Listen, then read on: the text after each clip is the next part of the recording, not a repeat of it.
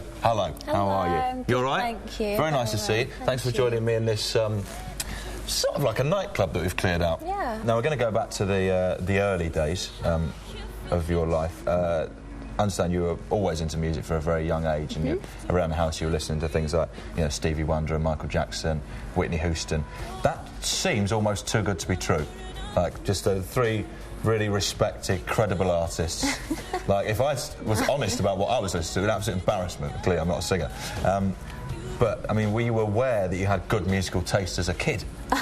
I think I just listened to whatever my mum and dad were playing, which wasn't just those artists. I mean, I listened to a lot of Minnie Riperton and the Beatles and David Bowie and just anything my mum and dad were playing, you know, just they had good taste. Yeah, well done, your mum and dad. And am I right in saying that your favourite album is Thriller? It's actually... Top 3? Yeah, definitely. Okay. It has to be, right? Oh, I think so, yeah. Your parents, with the famously good taste, sent you to the Sylvia Young Theatre School and the Italia Conti Academy. Did they recognise something in you from a very early age?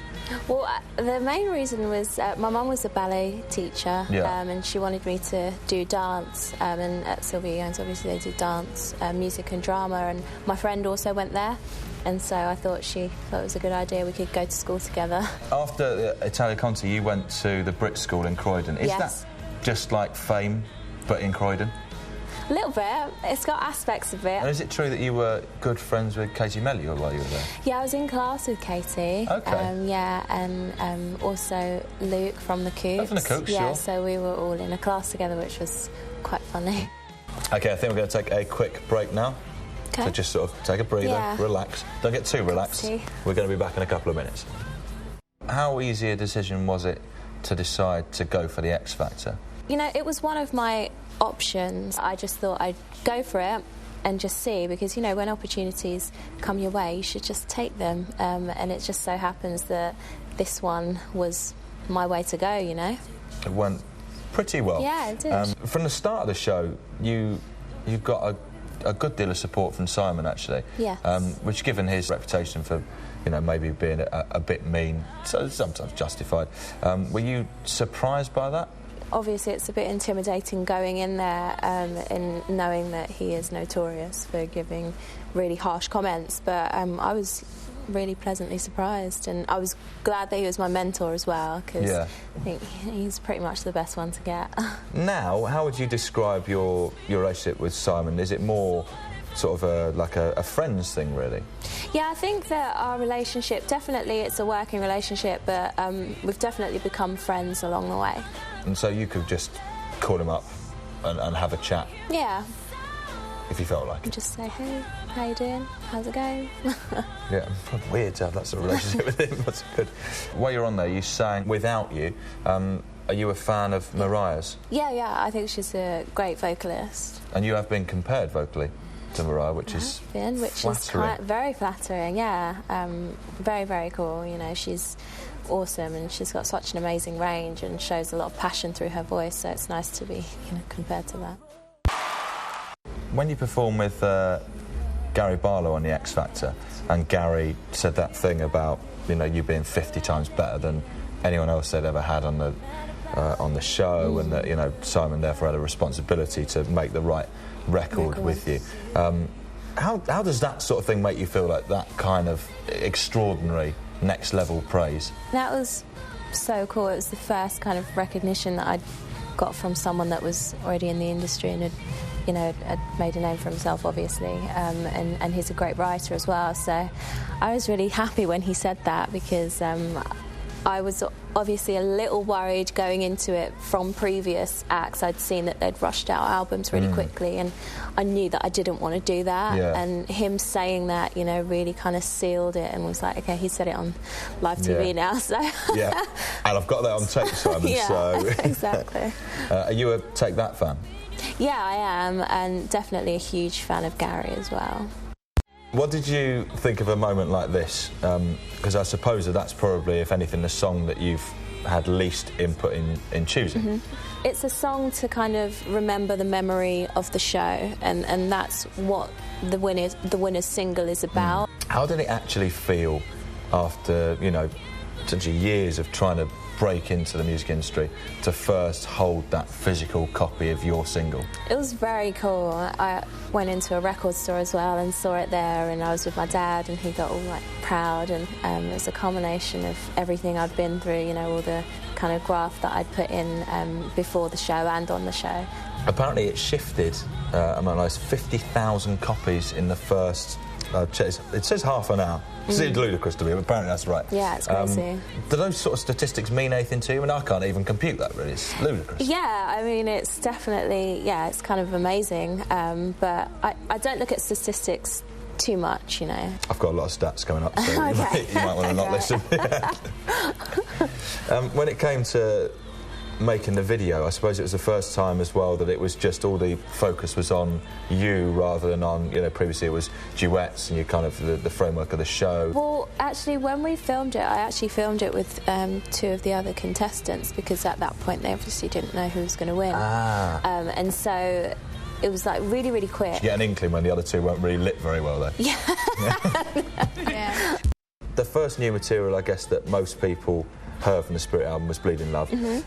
This launched you in an incredibly big way. Can you remember what you thought of it? Did it immediately grab you? Yeah, well, I heard it with a guy singing it. It was kind of a rough idea, and yeah, I remember playing it and playing it and playing it and just loving it and just feeling it. What was Simon's reaction when he first heard the song? Oh, he was blown away by it. He was, going crazy. And he was like, this has to be the first thing, because at first Better in Time was going to be the first single, because Bleeding Love came in quite late, and we had planned for Better in Time, and then everything just changed at the last minute. The video, shot in LA, pretty glamorous. The dress needs to be talked about. It's sort of like a crystal chainmail. Exactly. Is that easy to wear? No, I had a lot of problems. When I took it off, like, I was scratched up, and it's really, really heavy, and so... What sort of weight are we talking? I don't know, but really heavy. I read 18 kilos. It could have been. It could have been. And the stylist was like, don't break it, because it's like, it was really expensive. It's worth like $100,000 or something, apparently. Something Were you tempted to sort of just like that. Take the hem off and have it as a necklace? Exactly, take a bit of it. Yeah. They wouldn't know it's a couple of crystals, would they? Surely. I'm sure a few fell off in the making. We have been getting pretty deep under the skin. Do you want a quick breather again? Yeah. OK, we'll do that. You followed up Bleeding Love with a double A side, Better in Time, Footprints in the Sand. Yes, I did. Footprints in the Sand has got a writing credit for an S. Cow. He never wrote that. He came up with the concept of putting the poem into a song. OK. And so you can get a writing claim for doing that, for coming up with the concept. I'm sure you can if you're Simon Cowell.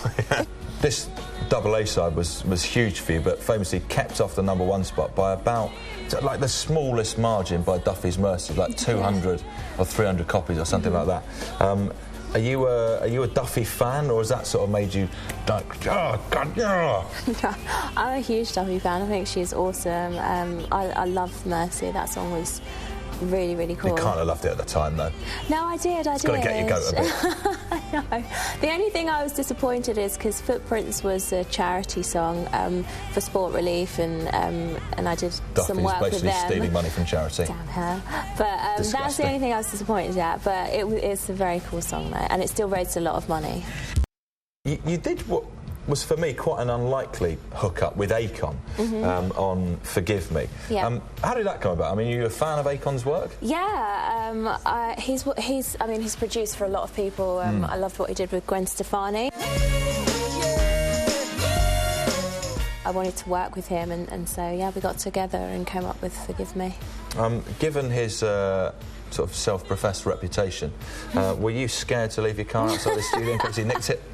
I remember there being a lot of people in the studio that I was a bit scared of. Yeah, of course. But, just trying to look in anyone's eyes. So, okay. Just head down. But they were all really lovely, and yeah, just really nice guys. The video for Forgive Me is quite it's sort of quite American looking, I think. Yeah, it was. Is it hard for, you know, like an East London girl to kind of, you know, bring that sort of style to a video? Well, it was definitely kind of acting. We wanted to do a musical-themed video, and I was in Carousel when I was younger, and so we put Carousel in there, Singing in the Rain, Fosse, and a bit of West Side Story. West Side Story I've spotted. Yes, exactly. Pleased with myself. And so it's kind of like taking on a character, almost. So it was kind of different for me, for sure. And the first time that we'd seen you dance, really, as well, I think. Yeah, I did a little bit of a move. Yeah, sure you did a little bit of a move. I didn't mind it at all. It was fun.